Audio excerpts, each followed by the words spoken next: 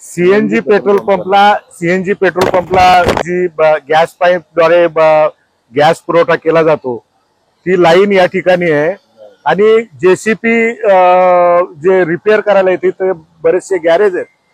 त्या गॅरेज मध्ये रिपेअर करायला आलेल्या जेसीपीला रिपेअर केल्यानंतर तो ट्रायल म्हणून रोडवर ते खोदायला लागला.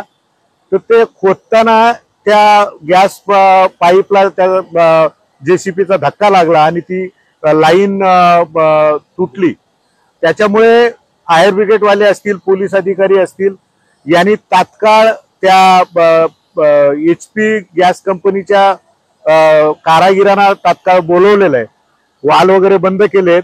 आता तो फक्त एअर चाललाय. एक लाईन मला वाटतं ती बंद करायची राहिले. ते युद्ध पातळीवर काम करतायत. सुदैवानं महानगरपालिकेच्या फायरच्या टीमच्या माध्यमातून असो, पोलीस कर्मचारी अधिकाऱ्यांच्या मार्फत असो, तात्काळ याच्यावर उपाययोजना म्हणून पेट्रोलियमच्या अधिकाऱ्यांना बोलवून गॅसच्या लाईनी बंद केल्या.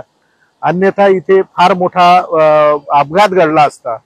मी फायरच्या अधिकाऱ्यांचं, पोलीस कर्मचारी अधिकाऱ्यांचं अभिनंदन करतो. त्यांनी सतर्कता दाखवून तात्काळ याच्यावर उपाययोजना म्हणून ते लाईनी बंद केल्या आहेत. एक लाईन राहिली ती पण बंद करायला घेतलेली आहे. त्याच्यामुळे आता मला वाटतं परिस्थिती आटोक्यात आलेली आहे.